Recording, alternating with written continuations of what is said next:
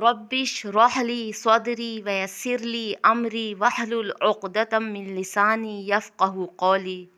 अल्लाहुम्मा अल्लिमना बिमा यनफ़ऊना वनफ़अना बिमा अल्लमतना। सूरह नबा एक मक्की दौर की सूरत है। मक्की दौर उस दौर को कहते हैं जब नबी अकरम सल्लल्लाहु अलैहि वसल्लम की नबुवत का आगाज़ हुआ था।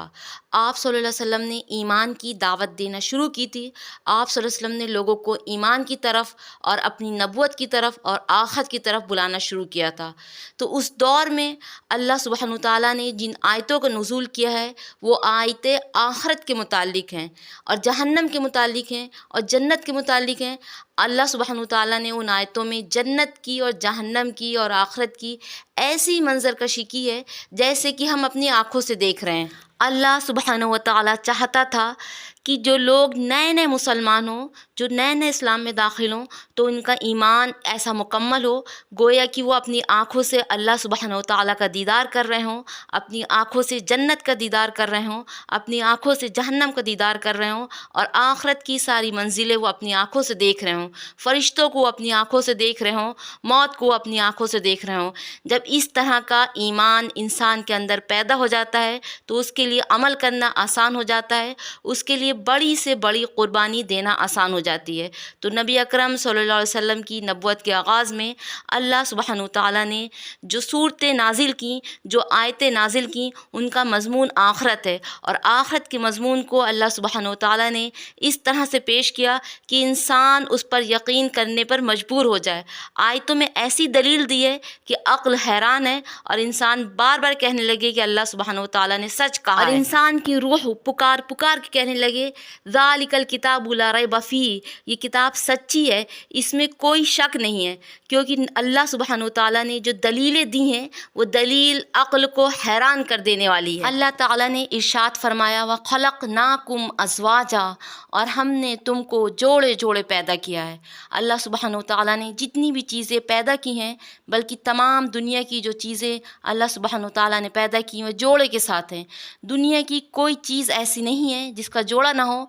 एक अल्लाह सुब्हानहू तआला की हस्ती है कि वो यकता है, उसका कोई मिसल नहीं है और उसका कोई जोड़ा नहीं है। अब आइए ज़रा गौर करें कि अल्लाह सुब्हानहू तआला ने दुनिया और ज़मीन और आसमान की तख्लीक को कैसे जोड़ों में पैदा किया है और उसका अल्लाह ताला ने कैसे बयान किया है। अल्लाह सुब्हानहू तआला ने सबसे पहले बयान किया अलम नजलिल अर्ज़ मिहादा वल जिबाला औतादा, यानी अल्लाह सुब्हानहू तआला ने ज़मीन को पैदा किया और उसके बाद पहाड़ को पैदा किया, यानी ज़मीन और पहाड़ का जोड़ा। फिर अल्लाह सुब्हानहू तआला ने तज़किरा किया है कि अल्लाह सुब्हानहू तआला ने आसमान को पैदा किया और सूरज को पैदा किया, यानी आसमान का सूरज का जोड़ा। फिर अल्लाह सुब्हानहू तआला ने तज़किरा किया है दिन और रात का, रात और दिन का जोड़ा।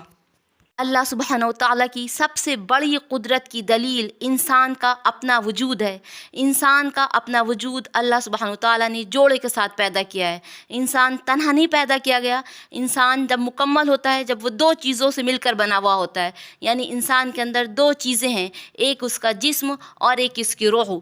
अगर इंसान सिर्फ जिस्म रखता हो, रूह ना हो, तो वो इंसान मुकम्मल नहीं है, और सिर्फ रूह हो और जिस्म ना हो तो इंसान मुकम्मल नहीं है। इंसान के अंदर की रूह इंसान के जिस्म को चलाती है। फिर एक दिन ऐसा आता है कि अल्लाह सुब्हानहू तआला इंसान के अंदर की रूह को निकाल लेते हैं और उसको अपने पास बुला लेते हैं और उसको हिसाब किताब के लिए अपने सामने हाजिर करते हैं। उसका जिस्म बेकार हो जाता है और वो यहीं कब्र में दफन हो जाता है और वो गल सड़ जाता है। उसके बाद अल्लाह सुब्हानहू तआला इंसान को एक नया जिस्म अता करते हैं और उसमें उसकी रूह को दाखिल करते हैं, और इसी का नाम आखिरत की ज़िंदगी है, इसी का नाम जन्नत है और इसी का नाम जहन्नम है। इस आयत में अल्लाह सुब्हानहू तआला फरमा रहे हैं जब हमने तुम्हारे वजूद को जोड़े के साथ पैदा किया तो जो तुम्हारी ज़िंदगी है जिसमें तुम जी रहे हो, ये जो दुनिया तुम्हारे सामने है, ये भी जोड़े के साथ है। ये तन्हा नहीं है बल्कि दुनिया और आखिरत का जोड़ा। हमारी दुनिया उसी वक्त مکمل ہوگی جب ہم اپنی آخرت سے ملیں گے. اگر آخرت نہیں ہوگی تو ہماری دنیا مکمل نہیں ہے. لہٰذا یہ آیت آخرت کے سچے ہونے پر سب سے بڑی دلیل ہے. دنیا کا مطلب ہے قریب آنے والی چیز اور آخرت کا مطلب ہے بعد میں آنے والی چیز. ایک وہ زندگی جس کو ہم جی رہے ہیں، جس کو ہم محسوس کر رہے ہیں، جس کو ہم دیکھتے ہیں، اور ایک وہ زندگی جس کو ہم نہیں دیکھ رہے ہیں، جو غیب کی ہے، وہ بعد میں آئے گی. لیکن اس کا آنا ایسا یقینی ہے جیسے ہمارے جسم کے اندر روح ہو. ہم اپنی روح کو دیکھتے نہیں ہیں لیکن ہمیں یقین ہے کہ ہمارے جسم کے اندر ایک روح موجود ہے، اور اگر یہ روح جسم کے اندر نہ ہو تو جسم بیکار ہے. اسی طرح سے ہمیں آخرت کا یقین کرنا چاہیے کہ دنیا کے بعد ایک آخرت کی زندگی ہے، اور اگر دنیا کے بعد آخرت کی زندگی نہ ہو تو دنیا بیکار ہے. کیونکہ جو نیکیاں ہم دنیا میں کریں گے اس کا حقیقی پھل آخرت میں ملے گا، جو برائیاں ہم دنیا میں کریں گے اس کی حقیقی سزا آخرت میں ملے گی. ہمارے اندر کی روح نیکیاں کرنے کے بعد خوشی محسوس کرتی ہے اور برائیاں کرنے کے بعد غم محسوس کرتی ہے. اسی طرح سے ہماری آخرت نیکیاں کرنے سے آباد ہوتی ہیں اور برائیاں کرنے سے اور گناہ کرنے سے ہماری آخرت برباد ہوتی ہے.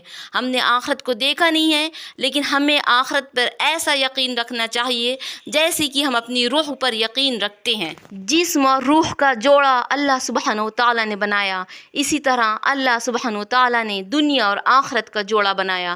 دنیا کے بعد آخرت یقینی ہے، آخرت یقینی ہے، آخرت یقینی ہے. آخرت کو کوئی افسانہ نہ سمجھو، آخرت کو کوئی کہانی نہ سمجھو. آخرت ایک ایسی حقیقت ہے، بالکل ویسی حقیقت ہے جیسے ہمارے جسم کے اندر چھپی ہوئی روح حقیقت ہے. انسان کا اپنا وجود، انسان کی اپنی بناوٹ، انسان کی اپنی تخلیق اللہ سبحانہ و تعالیٰ کی وحدانیت کی سب سے بڑی دلیل ہے. اگر انسان اپنے وجود پہ غور کرے تو انسان کا ہر عضو پکار پکار کر لا الہ الا اللہ کا نعرہ لگا رہا ہے. آئیے ذرا غور کریں. اللہ سبحانہ و تعالیٰ نے انسان کے 2 ہاتھ بنائے، 2 پیر بنائے، 2 کان بنائے، 2 آنکھیں بنائیں، 2 کڈنیاں بنائیں، 2 پھیپھڑے بنائے، اور ناک میں سانس لینے کے لیے 2 سوراخ بنائے. مگر اللہ سبحانہ و تعالیٰ نے دل کو ایک بنایا. اس کی کیا وجہ ہے؟ اس کی وجہ یہ ہے اس دل میں ایک معبود، ایک خدا کو بساؤ، اسی کے لیے جینا، اسی کے لیے مرنا، اسی کے لیے رونا، اسی کے لیے ہنسنا، اسی کے لیے محبت کرنا اور اسی کے لیے دشمنی لینا. یہی حقیقی توحید ہے. دل میں 2 چیزیں نہیں بسا سکتے. اگر دل میں تم نے اللہ سبحانہ و تعالیٰ کی محبت بسا لی تو تم کامیاب، اور اگر دل میں تم نے غیر اللہ کی محبت بسائی تو تم ناکام. آیت ہمیں کامیابی کا راستہ بتاتی ہے، وہ یہ ایک اللہ کی اطاعت، ایک اللہ کی عبادت اور ایک اللہ کی محبت. اسی میں کامیابی کا راز چھپا ہوا ہے. یہ آیت ہمیں درس دیتی ہے جس طرح سے تم دنیا کے لیے پریشان ہوتے ہو، دنیا کے لیے کوشش کرتے ہو، دنیا کے لیے دوڑ دھوپ کرتے ہو، دنیا حاصل کرنے کے لیے پتہ نہیں کیا کیا کوشش کرتے ہو، اسی طرح اپنی آخرت کو آباد کرنے کے لیے کوشش کیا کرو. کیونکہ آخرت یقینی ہے، بس اللہ نے اس کو تمہاری آنکھوں سے چھپا کر رکھا ہے، بالکل اسی طرح سے جیسے کہ اللہ نے تمہاری روح کو تمہارے جسم کے اندر چھپا رکھا ہے. اللہ سبحانہ و تعالیٰ سے دعا ہے اللہ سبحانہ و تعالیٰ ہمیں آخرت کے پکے یقین کے ساتھ آخرت کی تیاری کرنے والا بنائے. وما علینا الا البلاغ. والسلام علیکم.